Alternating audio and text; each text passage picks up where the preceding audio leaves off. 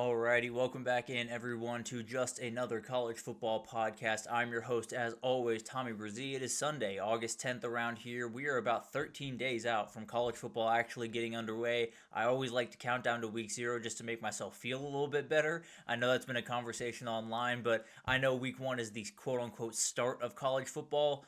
Week 0 for me just makes me feel a little bit better with that number getting a little bit smaller every single day. So 13 days out right now, and we have plenty to talk about before we get into it. We will jump into all of my predictions throughout this week. I think we're going to go Monday through Friday. We're going to knock out one big-time conference every day. We'll do my playoff predictions, my Heisman predictions, all of that fun stuff at the end of the week on Friday. We'll get into a little bit of Heisman talk today, but at the end of the day, I'll make all my official picks throughout this week. So it is going to be an avalanche of stuff going on this channel. Please do subscribe, like this one, comment under it if you have anything you want me to talk about in the coming days while I get into those previews.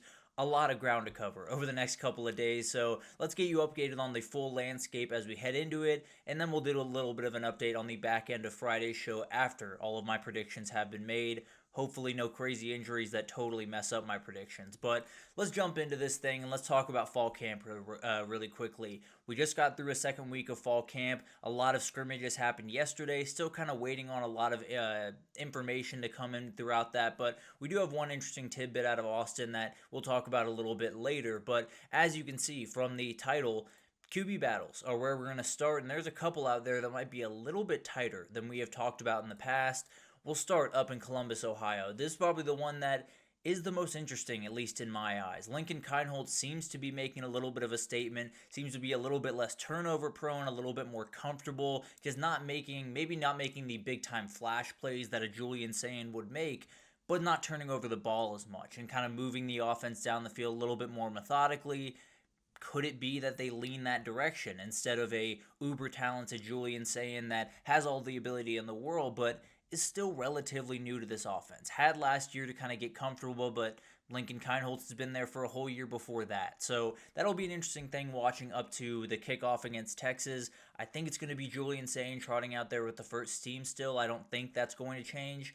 I think the leash is going to be a little bit shorter than some people might have thought going into this season for Julian Sayin, and we could very well see Lincoln Kienholz, especially against a defense like Texas, that we'll talk about actually a little bit later in this. But moving down to Tuscaloosa, this is still a three-man battle, as we can all tell. Ty Simpson seems to be the guy that is leading the way. He doesn't seem to be giving up a ton of ground to the people behind him, but Austin Mack and Keelan Russell are both very impressive. Parker Brailsford, the starting center for Alabama this upcoming year, said all of them could get the start. He would not be surprised at any of them. He said all of them can handle the business if they were to get in there as the starter, and I think it's one of those that you're probably going to have to watch all the way up into the Georgia game. You know, unless Ty Simpson does incredible things throughout the first 4 games and totally lights it up against a Wisconsin team that is not going to be great this year, but at least is a fun test for that team, I think it'll be Ty Simpson the rest of the way. But that Georgia game is going to be huge. They have an ability to kind of get comfortable, maybe a couple of different guys get playing time as you head into those games, and then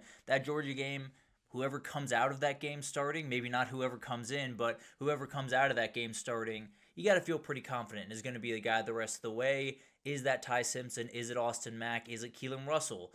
A lot happening over there in Alabama right now. Feel pretty confident it's going to be Ty Simpson for the long haul, but we'll see what happens throughout those first 4 weeks, especially that week when you go down to Athens.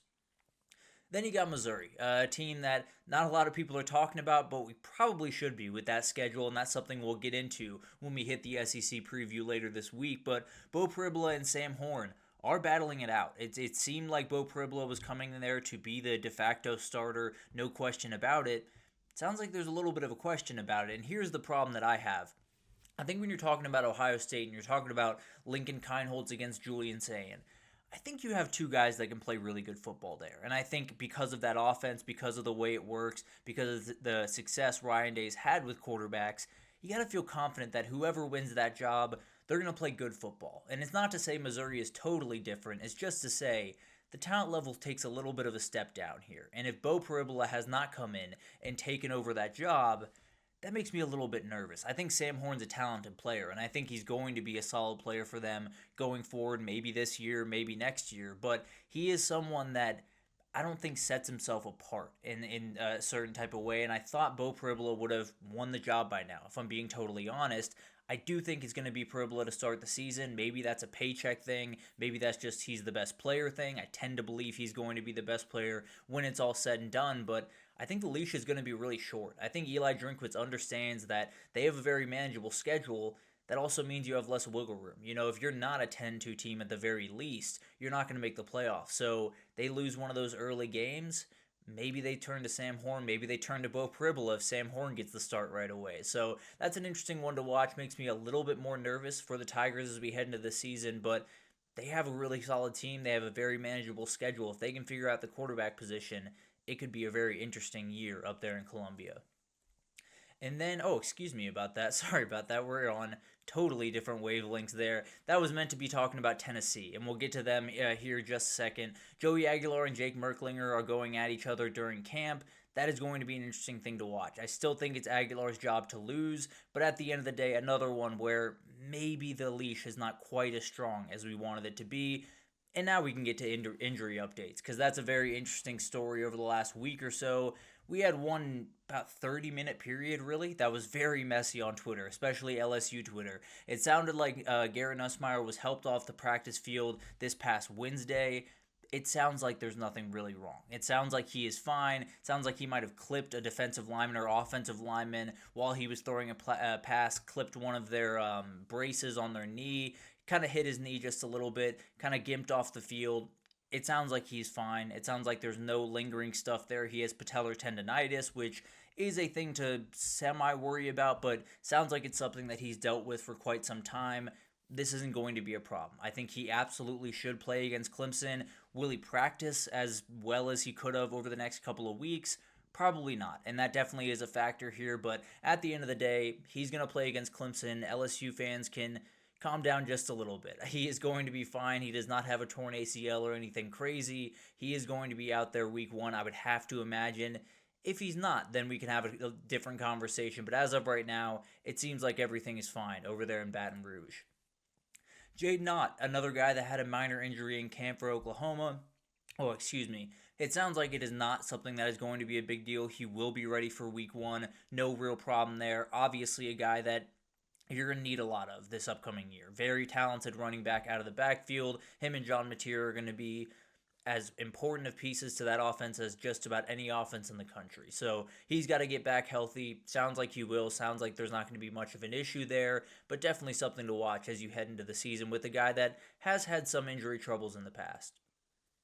And then Dallas Wilson, the uniquely talented wide receiver freshman over there at Florida. He is out right now. The severity and timeline is relatively unknown, but doesn't sound confident, at least in terms of that first week or those first couple of games. For Dallas Wilson, he's got to find his way back pretty soon because they do have Miami early. They have Notre Dame early on that schedule. They got a lot of things coming at them very quickly. Not Notre Dame, I don't think. At the end of the day, they have a lot coming at them very quickly early on in that schedule. They want this guy out there. He's a uniquely talented guy to go along with the wide receiver core that, very talented, also has been dinged up. Whether you want to talk about Trey Wilson, Elijah Badger seems to be fully healthy, so that's great. But Dallas Wilson's a guy that they figure to factor in a ton this upcoming year, and if he's not out there, it could get just a little bit sketchy for Florida in the past game. But at the end of the day, don't know the severity quite yet. Just seems like they're going to be without him for at least a couple of games to start the year. Moving on to a little bit more general news, sounds like the wide receiver core down there in Athens is for real. They added Noah Thomas and Zachariah Branch in the portal as kind of the mainstays, the important names in that group, but then Colby Young is making play after play. Obviously had a tumultuous last year in 2024, got in a little bit of trouble off the field. Sounds like he's come back and made everything of the opportunity he's been given. Sounds like he's a big-time leader in that room that is a little bit all over the place right now, and he's making big-time plays, which is massive for that offense. Absolutely something that they were going to need going into the season. Sounds like London Humphreys is playing really good football, a transfer piece from Vanderbilt last year that never quite hit where they thought he was going to, but very talented kid nonetheless. Sounds like he might be turning a corner. And then you got Dylan Bell there as well, obviously going to be a huge piece for that offense, a kind of gadget piece at times for them. But on paper, this is a top 5, top 10 group in the country, If they can put it together on the field and Gunnar Stockton can get comfortable throwing the ball to these guys, it could be a terrifying offense down there in Athens and a different offense than we're used to for Georgia. Then you do have a couple of things coming out of Tuscaloosa. Jamarian Miller looks like the guy. He looks like the guy at running back. Absolutely something that they needed. There's no doubt about that. I like this running back room. I don't love it. I think Jamarian Miller is the leader of this group. I think Richard Young has to take a step forward. Jerlyn Washington, a very interesting guy. They brought him from Louisiana that could help out. But overall, they're going to need Jamarian Miller to carry a big-time load, and it sounds like he has taken that step forward. Also, Isaiah Horton, they brought in from Miami. It sounds like he might be the most polished receiver in this entire room, and that includes a Ryan Williams that is pretty darn good right about now. Maybe not quite as polished as some of these more veteran receivers, but he's obviously the best player in that room. But Isaiah Horton seems to be adding exactly what they need to that wide receiver room. He could be a breakout player, and it could be that Alabama has 3 800-yard receivers, but no 1,000-yard receivers. That's how good this group is. That's how deep this group is, and how variable I think this group could be in 2025. It sounds like Isaiah Horton is doing everything and more that they're asking of him. Heading up to Ann Arbor, Michigan, and still some stuff to happen off the field, and we can get into that in time. It sounds like some penalties could be coming down here pretty soon, but that's obviously something we can cover at a different time. It sounds like the offense looks pretty good. Obviously, all of this is up in the air. We don't know what it's going to look like until they get on the field, and we're able to see this. That Oklahoma game is going to be really interesting, especially for this offense. But Justice Haynes and Jordan Marshall seem to be doing the job at the running back position. Donovan McCulley, coming in from Indiana, seems to be a big-time player. I really like Andrew Marsh. Haven't heard a ton about him as they've been going throughout camp, but I think Andrew Marsh is probably the most talented, just outright talented kid in that room. Although he's a freshman, I think he could be a big-time player in. You got Bryce Underwood. I think you upgraded that quarterback. He obviously is going to be the starter for them. He's got to be ready to roll. If they can get above average offense, if they can get average offense at the end of the day, they are going to be a really dangerous team and one that's going to be really hard to deal with because that defense is going to be terrifying. Speaking of terrifying defenses, down in Austin, it sounds like the defense is giving the offense fits. And now there have been a couple of breakthrough performances. I believe in the scrimmage yesterday, the big talk was Ryan Wingo had a great day. So Ryan Wingo, Arch Manning, that seems to be a connection that's working out very, very nicely. That being said, it sounds like the offensive line is very much struggling with this defensive line, and that's the big-time question going into this year, especially after Andre Kojo went down. Sounds like Nick Brooks, the backup right tackle, did go down in this scrimmage. Doesn't sound like it's super serious, but something to keep an eye on over there in Austin. They've had a couple of people get dinged up otherwise, but doesn't sound like there's any huge injury news coming out of that scrimmage, which is massive, obviously, for a team that had quite a bit of bad injury news heading into last season, but this is not surprising to me in any way. I think the defense at Texas might be the best in the entire country. So it could be that Arch Manning is facing the best defense he's going to face all year right about now. So I think it's going to be as advertised for the defense. You do want to see the offense take steps forward. So if it comes to next week and we hear that the offense got rolled over in the scrimmage again, then maybe you get a little bit nervous. But at the end of the day, I think they're probably right where they expected to be, with a great defense and an offense that definitely needs to take some steps forward. So that'll obviously be an interesting thing to watch. I think everyone's looking for reasons to watch what Arch Manning's going to do down there. It could very well be that he's facing the toughest challenge he's going to face right about now. So we'll see how all that unfolds. Obviously going to be something to watch in. Those quarterback battles, I think they're going to work out pretty normally. I think it's going to be Julian Sayin at Ohio State, Joey Aguilar at Tennessee. I think it's going to be Bo Parabola at Missouri. I think it's going to be Ty Simpson at Alabama. There's still some ers and ahs that could be thrown in there, especially up there at Ohio State. I think it might be a little bit closer than some people are suggesting right now, but we'll talk about all that in time, I promise you. But let's take a little bit of a break here. When we come back, I just want to look at Week 0 and Week 1, just give a couple of little blurbs on all these games that are coming up, because it might be the best Week 1 we've ever had. So cannot wait to talk about it. We'll break down just kind of 50,000 feet views on these games right after this, so stick with us.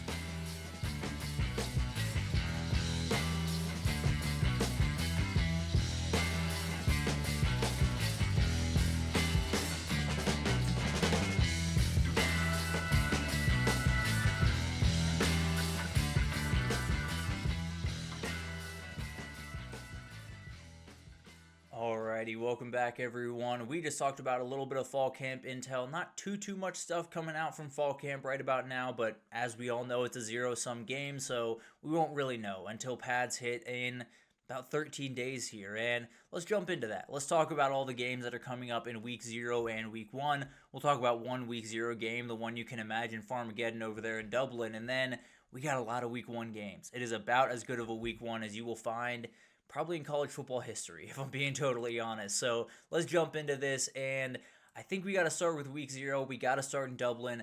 Iowa State, Kansas State. Farmageddon going on over there in Ireland.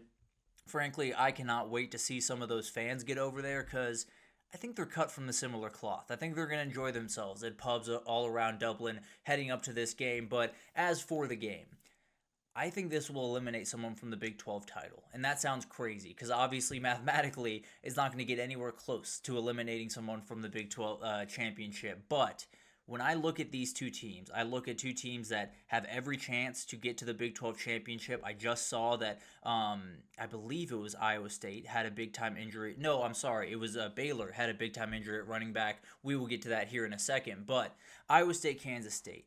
It just feels like a hugely important game. I think both these teams are in a conference that it's going to be really tough to come out of there with anything less than 2 conference losses.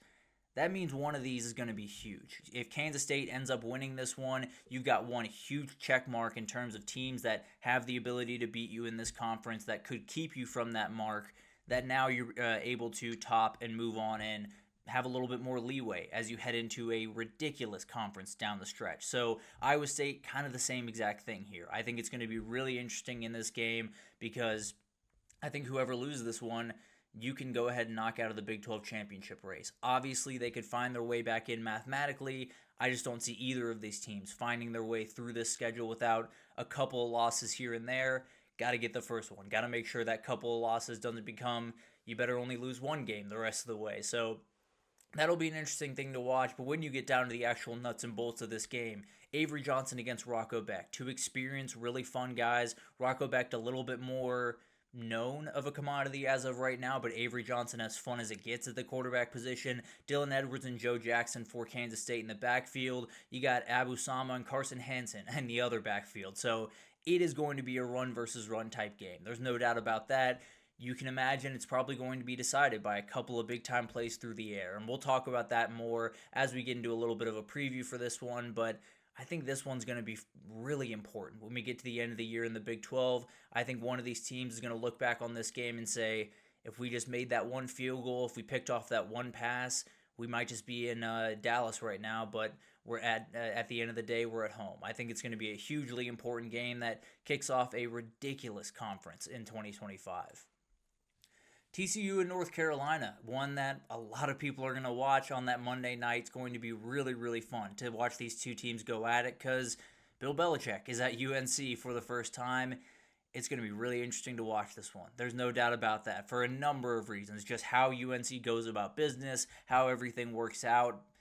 Is his girlfriend on the sideline? I think is something people are interested in. But at the end of the day, on the other side, you do have Josh Hoover, one of the more underrated quarterbacks in the entire country, a guy that can make all types of plays for the Horned Frogs, and someone that I really think could lead them to a Big 12 title, maybe even the CFP this upcoming year. So a very, very talented group over there at TCU, and a group that might be being overlooked just a little bit in the Big 12. And then over at UNC, you got Gio Lopez coming in from South Alabama at quarterback. Very talented kid, UNC. They have some dudes here and there. I like the group. I don't necessarily love the group by any means. I think they are going to be the less talented team in this game, but I think it's going to be a game that's going to be hugely important. You know, if North Carolina doesn't get this one, I think it could be a little bit of a tumbling season at times. I think if TCU doesn't get this one, they could be in a really tough spot heading into the Big 12 games that are going to be a lot similar to this one, maybe even a little bit tougher than this one. So going to be an awesome one to watch. Obviously, people will have quite a few opinions about Bill Belichick at the end of this one, but in my eyes, I think it's a must-win for TCU. I think North Carolina, you just got to show that you can be able to show up, and then if you get the win, then all is better. Staying in the ACC just a little bit here, Virginia Tech at South Carolina, one of those ACC versus SEC games that are going to be really interesting in week 1, and it's 2 quarterbacks that I just cannot wait to watch. Kyron Drones and Lenora Sellers are two of the most athletic players in the country, full stop. It doesn't matter what position you're talking about, doesn't matter what skill set you're talking about. These guys can do it all. They're such remarkable players. It sounds like Kyron Drones is finally healthy. Now, that doesn't usually last too long, but at least in the first game, it sounds like he's coming in as healthy as can be. They also added Terrion Stewart from Bowling Green last year. If you haven't looked this kid up, look him up. He's downright terrifying. In Virginia Tech, a team that everyone was huge on last year. I had him in my ACC title last year. Maybe we were a year early on the Hokies, and they put it together this year. Obviously, South Carolina needs this one. There's no doubt about that. South Carolina's coming off a year where they made a big-time statement, especially down the stretch. You got to be able to follow it up, and that's a very tough thing to do, but Lenora Sellers has everything in front of him. We'll talk about him a little bit later in the show, but really talented quarterbacks in this game. I like to think South Carolina can handle business, but we'll talk about that one when it gets a little bit closer. Virginia Tech is going to be an interesting team this upcoming year. Colorado, Georgia Tech, a game that has two very different teams involved as far as I'm concerned. Georgia Tech is a team that I feel like I know what they're going to be this year. I don't know if they're going to, make the CFP or be a 10-win team or a 9-win team. What I'm saying is I know how they're going to go about business. I know they're going to play solid football. I know the bottom's really not going to fall out because of the quarterback situation between Haynes King and then Aaron Philo backing him up. It's going to be a solid team. Colorado, I have no earthly idea. Your guess is as good as mine. Whether it's Caden Salter or it's Juju Lewis at quarterback, I think it's going to be Caden Salter. But at the end of the day, I have no idea. I think they have difference makers at wide receiver in Jerlon Miller and a couple other guys there. I think they did a good job in the portal, but also lost some big-time names in the portal. It's going to be a fascinating game. There's no doubt about that. I think Georgia Tech is one of the more known commodities. I think Colorado is one of the more unknown commodities, as we've come to find over the last couple of years. But it's going to be a really awesome game, one of those that I think is hugely important for both teams. If they want to have a successful year this year, Georgia Tech, obviously a little bit more expectation, is favored in this game on the road, so we'll see what happens there, but cannot wait for that one to get underway. And I think whoever wins this one could be a little bit of a dark horse in their specific conference. Then you got Auburn at Baylor, one of those games that just feels like everyone's forgetting about on that Thursday night, the same night as Georgia Tech, Colorado, and Auburn's a slight favorite in this one. Auburn needs this one, plain and simple. There are a lot of teams that need week one wins, and maybe Kansas State, Iowa State stand a little bit alone because it's a conference game, but in terms of out-of-conference games, it has to be a win for Auburn in this one. If they lose this one, I think the wheels could fall off very quickly. I think you could see Deuce Knight very early in the season, and I think you can see another team that is very talented, that does a lot of good things on offense and defense, but makes just way too many mistakes to win big-time games. For Baylor, I think you have a little bit more wiggle room. There's no doubt about that. You did just lose, now I'm blanking on the name, and I really do apologize, Dawson Pendergast. There he is. Dawson Pendergast is a very talented running back for you. Bryson Washington, incredible. Absolutely a guy that can carry the load, but that duo was as formidable as you're going to find in the country. Obviously lost a huge piece there, but it's going to be a really fun game. Jackson Arnold has all the talent in the world around him. He has plenty of talent in him. I think the confidence level is going to be the big-time question here. For Baylor, you know what you have. You know you have Sawyer Robertson, one of the other most underrated quarterbacks in the entire country, a guy that can run it and pass it. I think he's going to be a huge player, and I think it's going to be a huge matchup for Auburn and for Baylor, really. I think both these teams are looking at this year and saying, why not us in our conference? Obviously, Auburn might have a little bit bigger of a climb to make, but at the end of the day, I think it's going to be an awesome game to watch, and two teams that really need this one just to get a little bit of momentum behind them throughout this season.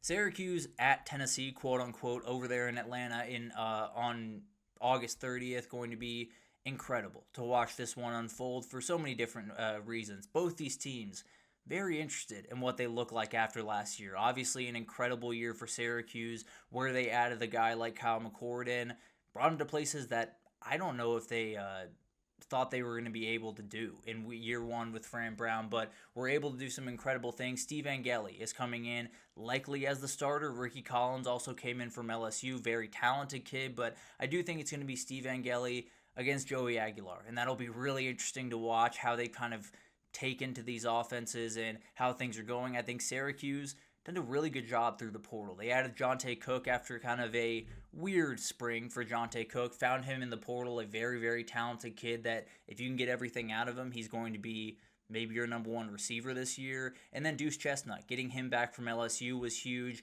I think Tennessee is in a position where you probably got to win this one. Not to say Tennessee, fans are totally going to be unbelievably angry if they lose or if the season doesn't go perfectly, because I think they understand that when you lost Nico, some things changed about this team, and there are some other things going on that make me plenty nervous about this team. When is Jermod McCoy going to be able to play? Probably not in this game, and a couple of different things there. But overall, I think Tennessee's got to be able to win this one. They're favored by 14.5. Syracuse losing a lot of players, but Fran Brown wants that big win. And if he can get this one in week 1, they might be tumbling downhill over there in the ACC, which would be really fun to watch. And Tennessee would be really interesting to watch at the very least. I think Josh Heupel has about as much good faith as you could have built up in that fan base, but it can go bad pretty quickly. So that's an interesting one for a number of different reasons. Two teams that would very much like to make a statement that they're still here after a very interesting offseason for both.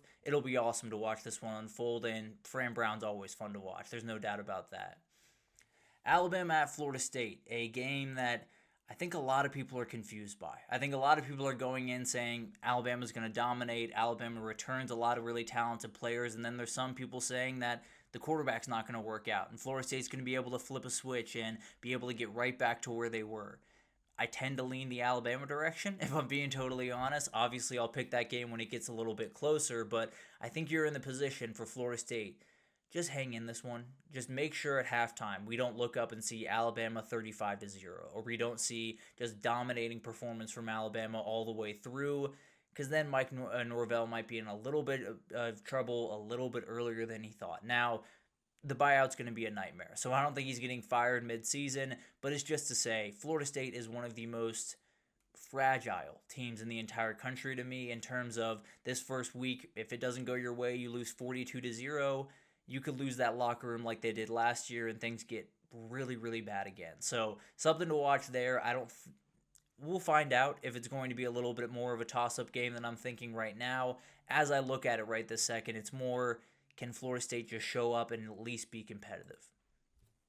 Notre Dame at Miami, a game that is really, really weird, because you have a quarterback coming in from one side, whether it's CJ Carr or Kenny Minchie, another kind of quarterback battle that seems to be a little bit tighter than we thought. I think it's going to be CJ Carr, but we'll find out officially when this game comes, against one of the most experienced quarterbacks in the country, in Carson Beck, coming over. Obviously, not too experienced in this system, but a very experienced quarterback nonetheless, and Notre Dame will have the best player on the field, and Jeremiah Love, that running back. We will talk about him a little bit later in the show in this next segment, but overall, I think you look at this game, Notre Dame's defense is going to be really tough to beat. Now, they did lose some big-time players this past offseason. Miami's offensive line is one of the best in the country.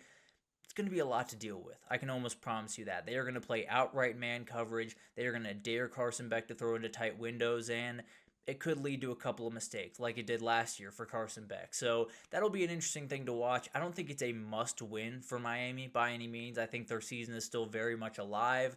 If you get blown out of the water, then things get a little bit sketchy. And then for Notre Dame, you lose this one, then your CFP hopes are on life support pretty much immediately again this year. So they were able to kind of drag themselves out of it last year.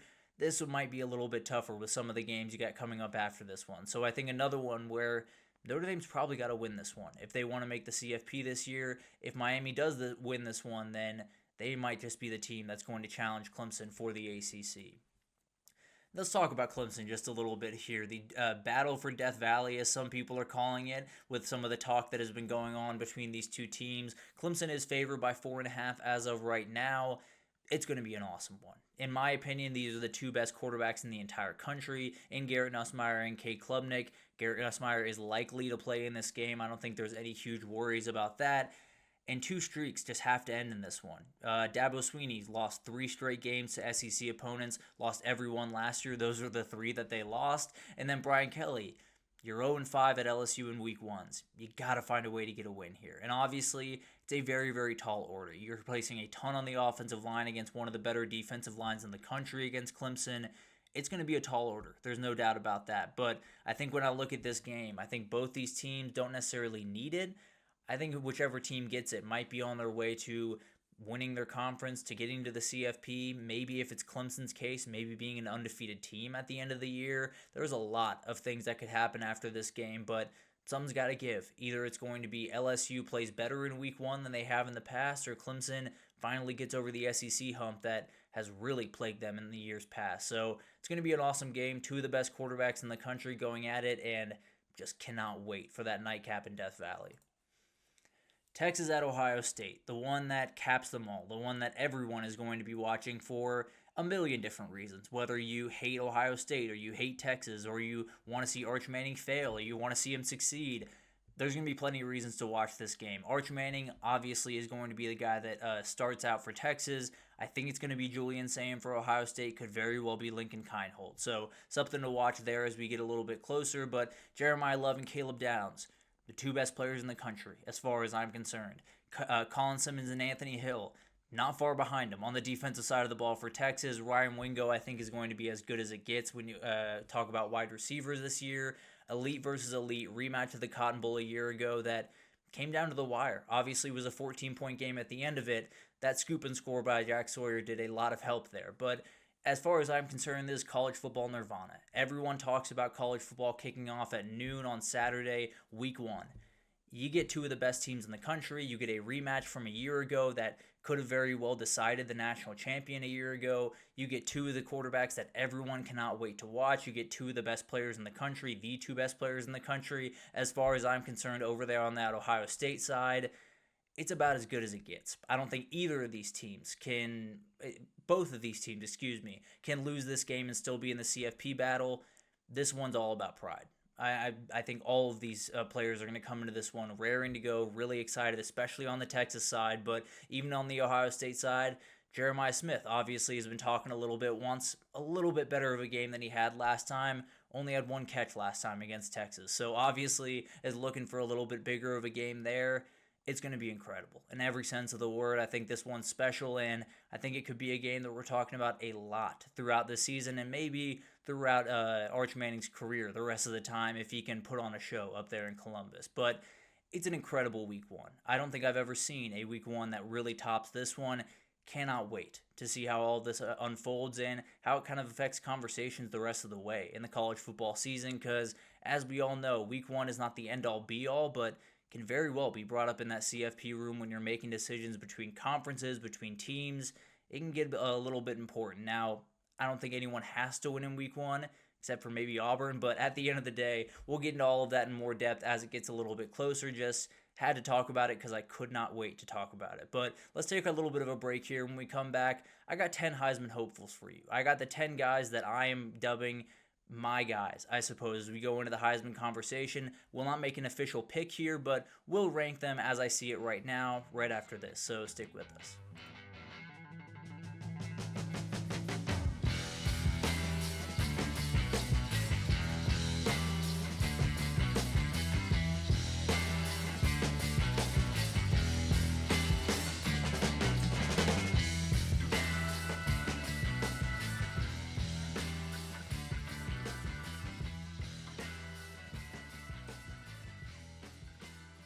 Alrighty, welcome back everyone. We just talked about all of the different stuff going on with week 0 and week 1, just kind of 50,000 feet views of these upcoming games because I just couldn't wait to talk about them. They're going to be incredible games to break down once they get a little bit closer. We'll obviously go into a little bit more depth, but let's jump into a little bit of a Heisman talk. Obviously, it's still a little bit early. I will give my official pick, I think, on Friday next week, so definitely stay tuned for that for my official Heisman pick, but I got 10 guys here that I think stand out above the pack. I think have the ability to make all the plays in the world. Maybe they're in a really advantageous situation. Maybe they have a very nice schedule that sets up for them perfectly. Maybe they're just a guy that is going to have to make plays because their defense isn't going to be all that great.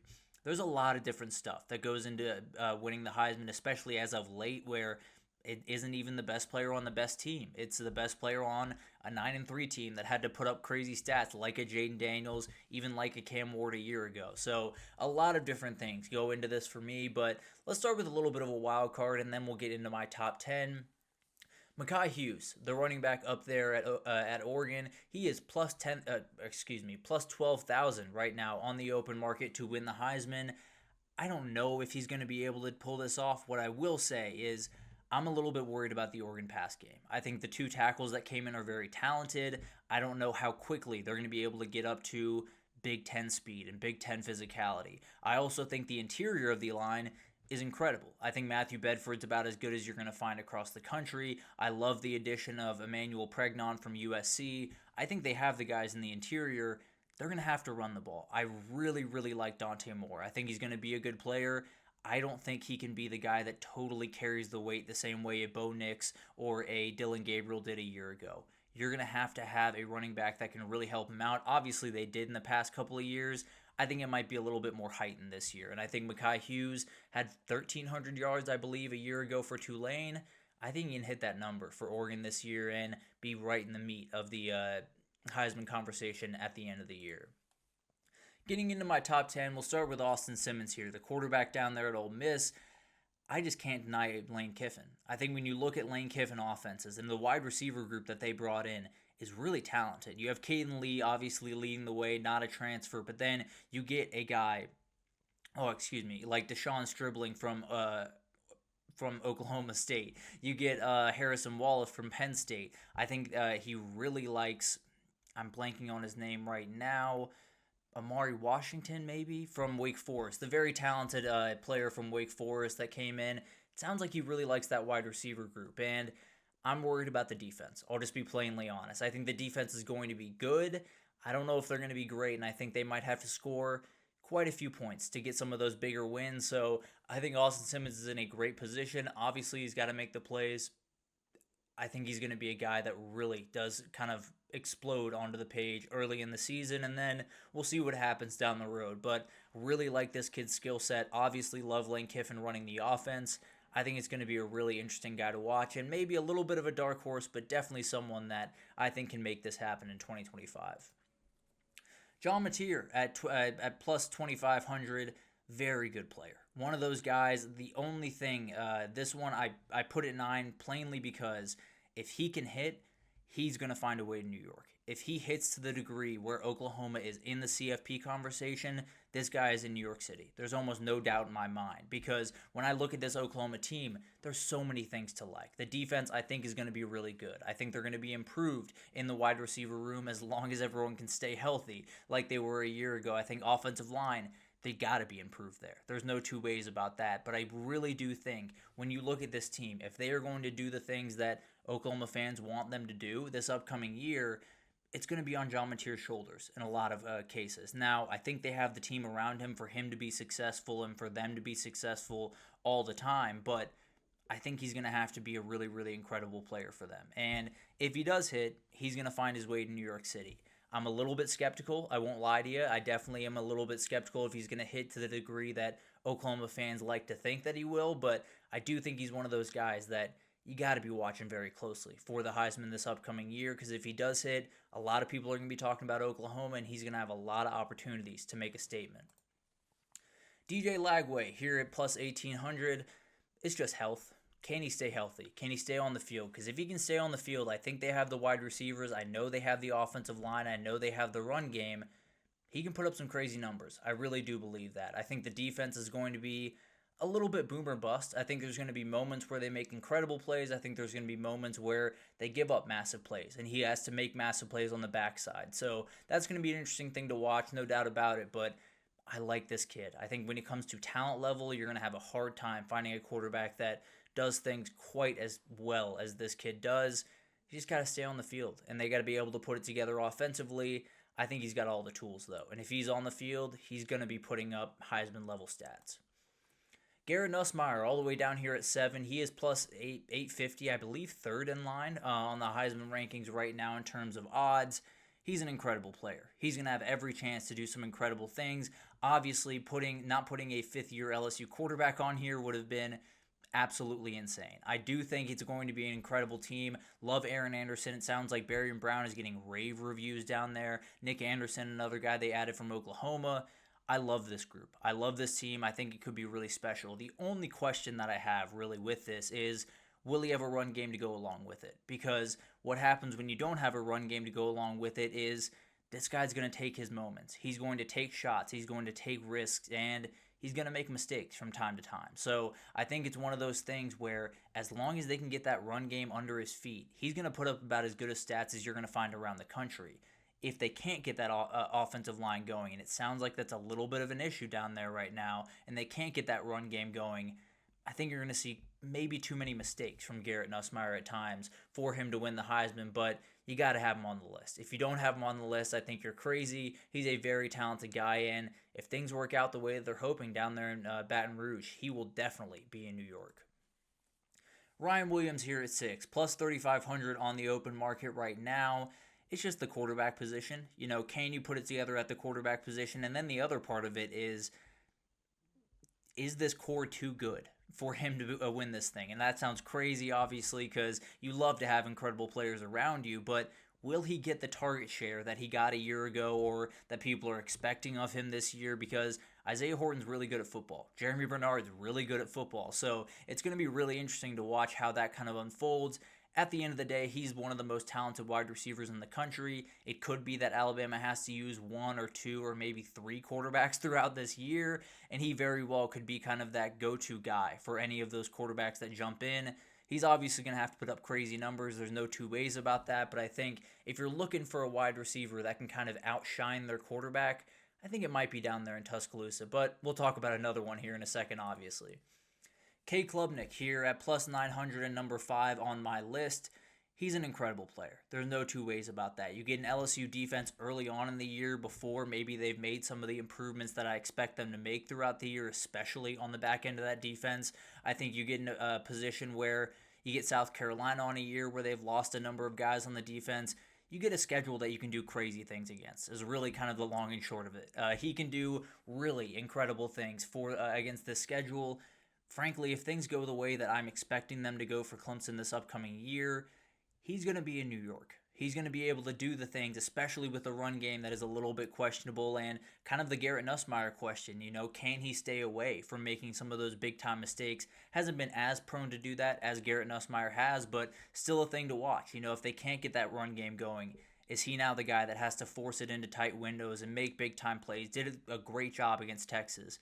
Probably can't do that over 13 games, and they actually end up losing that game to Texas. So obviously going to be a tall order for him, but when you look at the schedule, when you look at the ability and the places that they get certain teams throughout this season, I think they're in a really good spot, and I think Cade Klubnik can put up all types of crazy stats with the wide receiver trio he has around him. I'm sorry, that is not a picture of Jeremiah Smith, but Jeremiah Smith is my number 4 guy here. That is Drew Aller right there. He is not on my list. Actually, as crazy as that sounds, I think if things go right for Penn State this year, Drew Aller is not putting up Heisman numbers, but that's something we can get to in time. Jeremiah Smith, incredible. He's the best wide receiver in the country. He's the best player in the country as far as I'm concerned. He's an absolute freak of nature. I think he's another guy that could kind of overshadow his quarterback. Maybe they end up using 2 quarterbacks in Julian Sayin and Lincoln Kienholz. The reality is, it's hard to deny this kid. Even with Carnell Tate and Brandon Inniss and all the other guys they have, he's going to get the max target share that you could possibly imagine, and he's going to be a freak this year. Apologies for a little bit of a mix-up with the pictures. It is Jeremiah Smith in my number 4 spot, and Drew Aller, we'll get to in time. Definitely a talented kid, but not quite on my Heisman list for a number of different reasons. Arch Manning here at 3. Arch Manning's got to be on this list. There's no doubt about that. It's really hard not to include the kid that has all the talent in the world, that has all the ability in the world, that what he put on tape, although against Mississippi State and ULM and UTSA, was really impressive a year ago. If he goes into Ohio State, and I don't expect him to do this, but if he does go into Ohio State and has 250 passing yards and 3 touchdowns, it's going to be really hard to stop that train, especially with some of the games that he has right after that. Maybe you go into Athens and maybe don't play perfect, but at least play good enough. It's going to be really hard to stop the train that is Arch Manning going throughout the season, especially in the media. I think everyone understands that sometimes in the Heisman race, it comes down to the guy that's more appealing in the media eye, and there's very few that are going to be more appealing in the media's eye than Arch Manning. So if he starts strong against Ohio State, might be a hard guy to stop throughout the rest of the season. Obviously, he's someone you're watching for the Heisman Trophy. Jeremiah Love, the best running back in the country, the best player on Notre Dame, and the fact that he is plus 4,000 to win this thing is crazy to me. CJ Carr or Kenny Minchie, whoever that is, they're totally new, and it's going to be a run-first football team now. He does have Jadarian Price right next to him. He has some injury stuff that could absolutely get in the way here, but he has every ability to make some big-time statements, whether it's against Miami in Week 1, A&M in Week 3. They have USC, obviously, at the end of the year. He's going to have big-time moments, marquee moments to put up 200 yards, to have 3 touchdowns, to do incredible, incredible things, and get everyone's eyes. In that Penn State game, he had one of the most ridiculous runs I've ever seen. It went for 3 yards. He is one of those difference-maker running backs that every time he touches the ball, you got to watch. I think he's going to be a really incredible player. I think he's going to have a chance to make some big-time statements, and I think if I'm looking at running backs this year, there are a couple of different guys that I think have this upside potential. No one comes close to Jeremiah Love, in my opinion. I think when you're talking about running backs in this country, it starts Jeremiah Love, and then you can decide who's number 2 and how far behind they are at number 2. But Jeremiah Love sets the pace for running backs. I think he absolutely is in pace for a possible Heisman run this upcoming year. My number 1 guy is LaNorris Sellers for a number of reasons. I think LaNorris Sellers is uniquely talented. I think people make a little bit more out of his passing ability than they probably should. I think he has all the tools to be a really good passer. I think he has the arm strength. He does a little bit too much holding on to the ball, and I think that's something that comes with a little bit more experience, comes with trusting your guys to be where they're supposed to be and throw it to a spot, not to a receiver. Those are little things that he definitely does have to improve. The other part of this is he might be at the very top of the Jaden Daniels of 2025 list. Now, this is a little bit disrespectful to the South Carolina defense. I think they're going to be fine. I don't think they're going to be terrible. I don't think they're going to be elite. I think you're going to see a lot of bodies thrown at Dylan Stewart because the other guys on that defensive line, while talented, aren't quite the player that Dylan Stewart is. Very few players are the player that Dylan Stewart is. But at the end of the day, I think they're going to be able to totally overload the line towards Dylan Stewart. I think they're going to be able to get the ball out quickly. I like the back end. I don't love the back end, especially after losing Nick Eamon-Warry. I think they have the dudes. I just think it's going to be a little bit of, you better go out there and score 40. You better go out there and score 35 or 38 or 45. I think they're going to have to score some points. I think LaNorris Sellers is going to make a ton of highlight plays. I think he's going to have a couple of different moments throughout this year to make some big-time plays on big-time stages. I don't know if it's going to be all that pretty for South Carolina as a whole.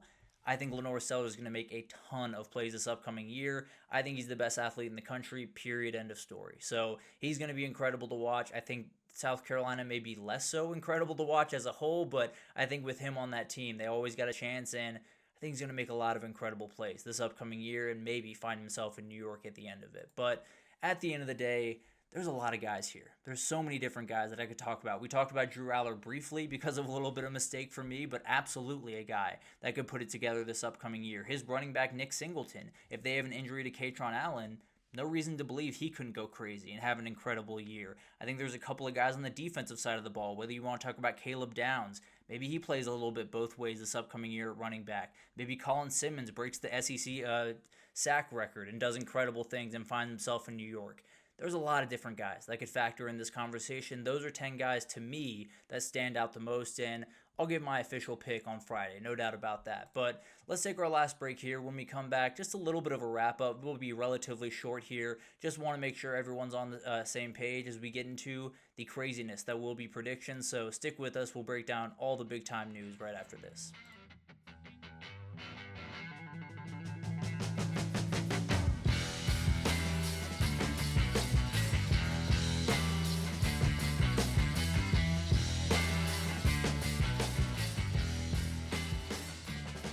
Alrighty, welcome back everyone. Let's go ahead and wrap this thing up with a couple of big time things that have happened throughout this week. Only got about 5 things on here, and we'll start with the coaches poll. The coaches poll came out earlier this week. Texas is the number 1 team in the country. I don't think that's a huge surprise to a number of people. I have Penn State there right now. I'll release my full top 25 before we get into the season, but I think Penn State's going to be my number 1 team. But at the end of the day, you do have Ohio State, Penn State, Georgia, and Notre Dame rounding out the top 5. A lot of people really bullish on Notre Dame, even with the quarterback questions. You got Clemson, Oregon, Alabama, LSU, and Miami in the next 5.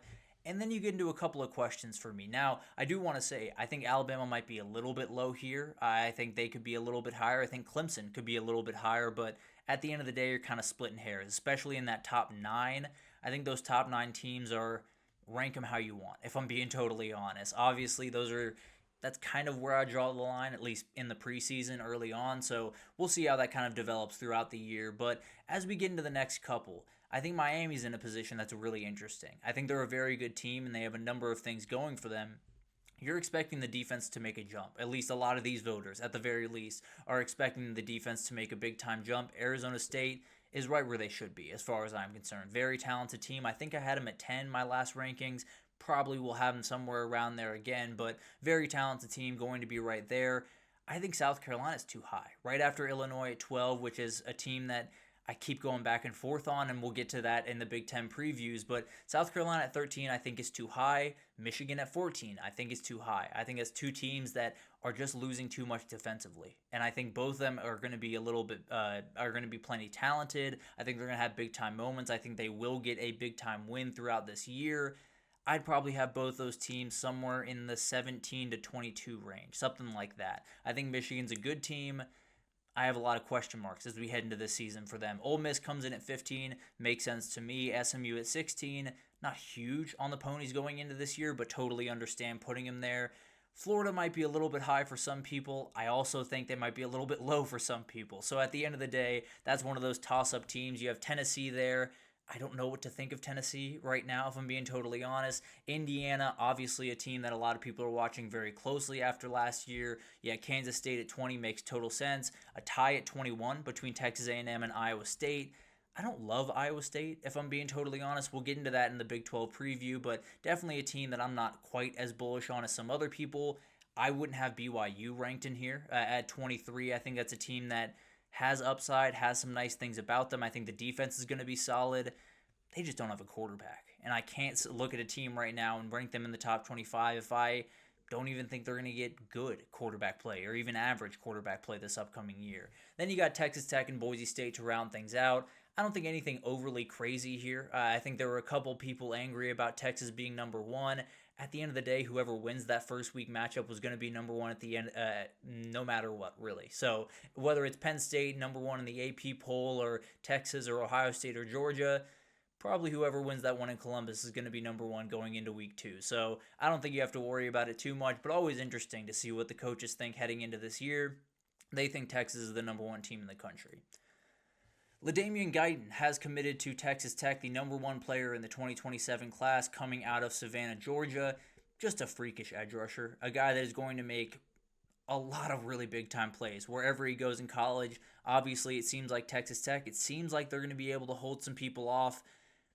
It does sound like this might be a price tag thing. Now, it's not to say that's the wrong way to go about business for anyone, but it does sound like if someone came along with a bigger price tag, LaDainian Guyton might find his way that direction. But obviously still a lot of time to go here. He was not able to reclassify. That was something that they were looking into, but it sounds like he transferred schools this past offseason and a little bit of a problem with the credit. So probably won't be able to graduate this year, will not be on campus until 2027, so a little bit more time for some other teams to get involved. Georgia was the team that kind of ran second in this one, so maybe they get involved.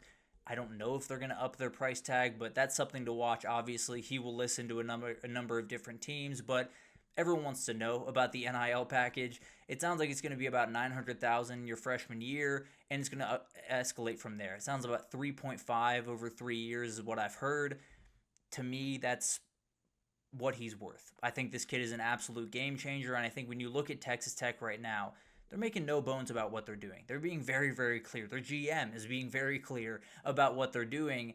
They're paying guys, and they're paying guys to get into their team, and they're doing it because the hierarchy of college football is really hard to break down. It is very, very hard for one of these Texas Techs or Arizona State or a Georgia Tech over in the ACC or even a Louisville over in the ACC to break through.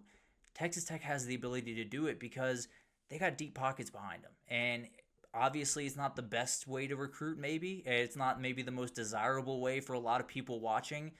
The reality is, I kind of applaud them for doing it, and especially for doing it with No question about it, with not shying away from the reality of the situation. If you were going to break down the hierarchy of college football, you need money. And Texas Tech has the money. They want to break down the hierarchy of college football, and it seems like they got the time to do it. So obviously there's still a lot of time in this recruitment. We will find out if he ends up at Texas Tech or if someone else swoops in with a bigger offer, or maybe Georgia just says, we're going to be able to develop you the best. Maybe Texas Tech doesn't play great this year and things tumble down. There's a lot of different things going into this year for Texas Tech, and we'll jump into that in the Big 12 preview throughout this week because they're under a lot of pressure. There's no doubt about that. But I think when you look at this recruitment, you can be mad that Texas Tech is paying guys. You can be mad about the state of recruiting right now. The reality of the matter is, if Texas Tech did not do this, there was very little chance that they were going to be able to find their way back up to the top of college football. That's what they want to do, and they're doing everything they can to do it. So I respect them, especially for doing it with no bones about it. I respect the way they're approaching this, and I think it's a team you're going to have to watch. Obviously, still a lot of work to do on the football field, but off the football field, very few teams doing it better than Texas Tech right now. Roger Goodell has hinted at a possible college football red zone coming down the pipe here pretty soon. This happened after NFL Red Zone was acquired by ESPN, and a lot of dealings between ESPN and the NFL, which I don't love by any means, but that's a totally different conversation, maybe an entirely different show. But at the end of the day, I think when we look at this, there's a couple of different things that go into this. You have to have every channel. It can't just be ESPN games, because then I don't really care, if I'm being totally honest. If you don't have Fox in on this and CBS and all of the different stations, go ahead and leave it. I don't really need it, if I'm being totally honest. Also, if you're going to make it more expensive, go ahead and leave it. I'll be totally honest. I think it's one of those things that's really, really interesting in theory. If you don't have everyone coming together, all the different TV providers coming together to make this happen, it's probably not going to be all that great of a product. I'd love to believe that it would be a great product, but they tried this a couple of years ago. It didn't really work out because it was only the ESPN games and because it wasn't all that easy to find at different times. So it's going to be interesting to watch that develop, no doubt about it, and obviously would be a really cool thing to hear. I think the execution of it might leave a little bit to be desired, but obviously we'll talk about it in time. Hopefully nothing too crazy comes of this. Archie Manning set the record straight when we were talking about Arch and the draft.